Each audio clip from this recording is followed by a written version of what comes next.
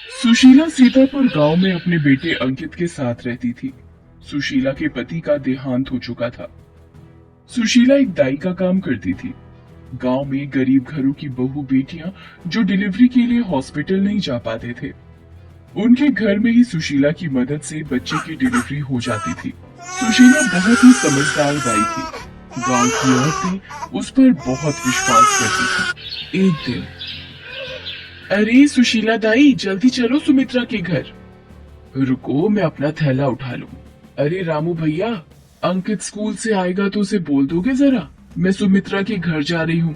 रोटी चटनी बनाकर रखी है, आएगा तो खा लेगा। ठीक है सुशीला बहन, बोल दूंगा। सुशीला पड़ोस के रामू को बोलकर सुमित्रा के घर चली गई। कुछ देर बाद बेटी की माँ सुमित्रा सुशीला से बोली, सुशीला दाई, तुम पर गांव की हर औरत आंख बंद करके विश्वास कर सकती है। तुम्हारे हाथ में तो शफा है सुशीला दाई, ये लो तुम्हारे 100 रुपए। सब भगवान की मेहर है सुमित्रा बहन, मैं तो बस उसका नाम लेकर ही जच्चा को हाथ लगाती हूँ। गांव के गरीब घर कभी 50 कभी 100 रुपए सुशीला को अपनी मर्जी से पकड़ा देते थे। सुशीला उसमें ही खुश हो जाती थी। उसने कभी भी अपनी गरीबी को अपनी कमजोरी नहीं समझा। अरे अंकित बेटा, तू आ गया स्कूल से? चटनी रोटी खा ली थी बेटा? हाँ माँ, मैंने खा लिया। माँ ये लो पानी पी लो। आप भी तो काम से थक कर आई हो। मैंने आपके लिए एक रोटी बचा दी। मुझे एक रोटी की ही भूख थी।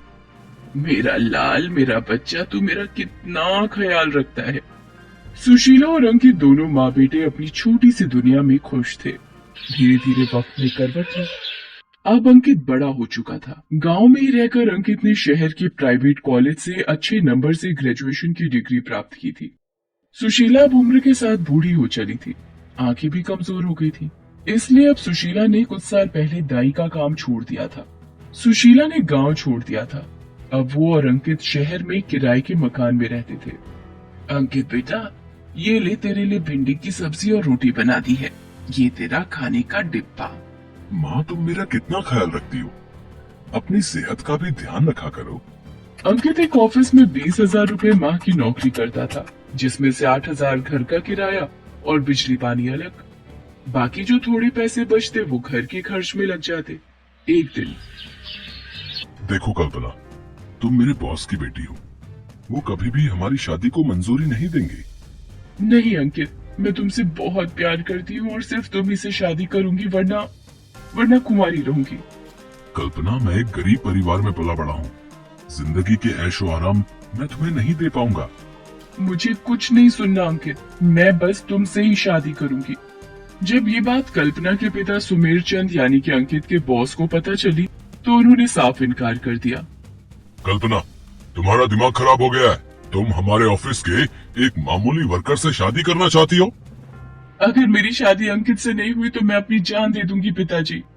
इकलौती बेटी कल्पना की जिद के आगे सुमेर चंद कुछ नहीं कर सका और अंकित से कल्पना की शादी हो गई। शादी के बाद कल्पना अपनी ससुराल आती है। अंकित, ये पिताजी ने हमारे रूम के लिए एयर कंडीशनर भेज दिया है। वो मुझे एसी में सोने की आदत है ना। कल्पना, अभी मैं एसी का बिल नहीं दे सकता। अभी तुम ये अपने पापा को वापस भेज दो।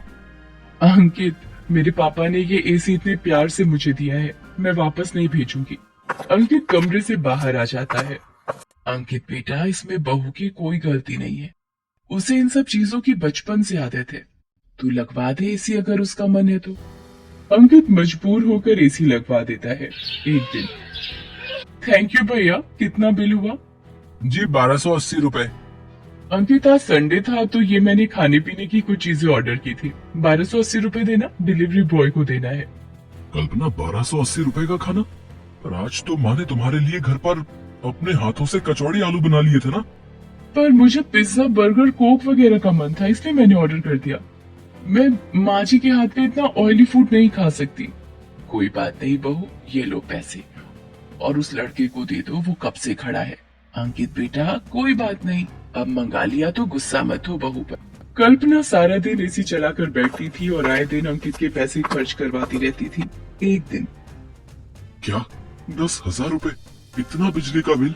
कल्पना, मैंने तुम्हें बोला था ना सारा दिन एसी मत चला कर बैठना। अब मैं कहाँ से बिल भरूंगा? अरे तुम चिंता क्यों कर रहे हो, मैं अभी पापा को फोन मिलाऊंगी, वो जितने मांगू उतने पैसे भेज देंगे। खबरदार अगर उन्हें एक भी फोन किया, मैंने तुम्हें पहले ही कहा था मैं तुम्हारी फरमाइशें पूरी नहीं कर पाऊंगा। अंकित, ये क्या तरीका है बहू से बात करने का? कल्पना बेटा, हमारा सुमेर चंद जी से यूं पैसे मांगना अच्छी बात नहीं, अब तुम हमारी जिम्मेदारी हो। कल्पना गुस्से में अपने कमरे में चली जाती है। कुछ दिन बाद, क्या हुआ कल्पना, तबीयत तो ठीक है ना बहू? नहीं, थोड़ा जी घबरा रहा है, डॉक्टर का अपॉइंटमेंट लिया है, वहीं जा रही हूँ। ला जरा मैं तेरी नब्ज देखूं, सब ठीक तो है, कोई और बात ना हो। माँ जी, ये नब्ज वगैरह देखना आप जैसे पुराने लोगों का ही काम है, मैं डॉक्टर के पास जा रही हूँ। अंकित, मुझे 2000 रुपए दो जरा। सुशीला अंकित को इशारे से चुप करा देती है। अंकित कल्पना को 2000 रुपए दे देता है। कल्पना को पता चलता है कि वो माँ बनने वाली है। ये सुनकर सुशीला और अंकित भी बहुत खुश होते हैं। कल्पना अपने पिता सुमेर चंद से मिलने अपने मायके जाती है। कल्पना बेटी, अंकित बहुत ही मेहनती लड़का है, उसने मेरे आधे शेयर लेने से भी मना कर दिया।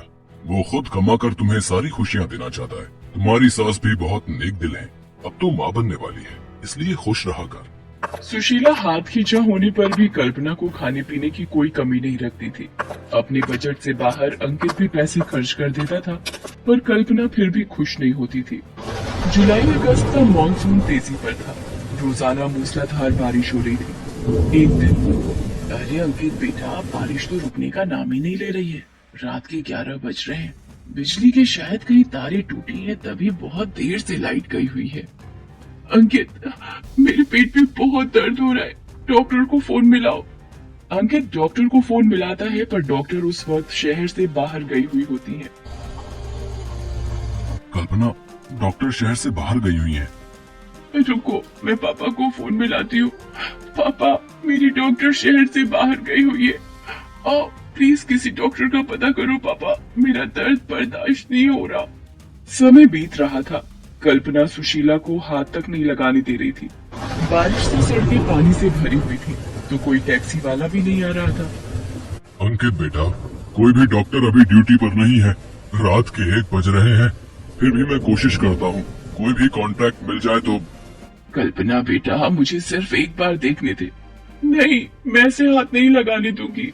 कल्पना, मेरी माँ गांव में एक दाई रह चुकी है, तुम शायद नहीं जानती हो। गांव में कितने बच्चों को पहली किलकारी माँ की वजह से सकुशल सुनाई देती थी। माँ को अपने पास आने दो। बड़ी मुश्किल से कल्पना सुशीला पर विश्वास करती है। सुशीला को पता था कि और देर डिलीवरी को रोका नहीं जा सकता, इसलिए वो अंकित को बाहर भेजकर कल्पना की डिलीवरी करती है। सुशीला के हाथ कांप रहे थे, क्योंकि बरसों बाद उसने ऐसा किया था। पर कहते हैं ना, व्यक्ति अपना हुनर कभी नहीं भूलता। कल्पना के सकुशल बेटा पैदा होता है। सुशीला खुशी से रोने लगती है। कल्पना, देख तेरा बेटा कितना सुंदर है। माँ जी बधाई हो, आप दादी बन गई। अंकित भी बेटे को देख खुशी से फूला नहीं समाता। तभी सुमेर चंद डॉक्टर को लेकर आ जाता है। पापा, आप नाना बन गए। सुशीला आंटी, आपने मुझे पहचाना? मैं वो कांता देवी की बड़ी बेटी मुस्कान। आपने मेरे भाई के वक्त माँ की डिलीवरी की थी जब हम गांव में थे। हाँ बेटी, मुझे याद है, उनका बच्चा पेट में उल्टा हो गया था। अब कैसा है तुम्हारा छोटा भाई? अब तो वो इंजीनियर बन गया है। ये आपकी बहू है, बधाई हो आप सबको। सुशीला आंटी, जब डिलीवरी के वक्त हो तो समझ जाइए आप बिल्कुल सही हाथों में हो। ये सब सुनकर कल्पना शर्मिंदा हो गई। माँ जी, मुझे माफ कर दीजिए, मैंने आप पर विश्वास नहीं किया। उस दिन सच में कल्पना को समझ आ गया था कि हमें हर परिस्थिति में खुश रहना आना चाहिए, और व्यक्ति अपनी सोच से बड़ा बनता है, न कि दिखावे से। गरीब सास अमीर बहू का फर्क अब कल्पना के दिल और दिमाग से हट चुका था, और अब वो अपनी ससुराल में खुशी खुशी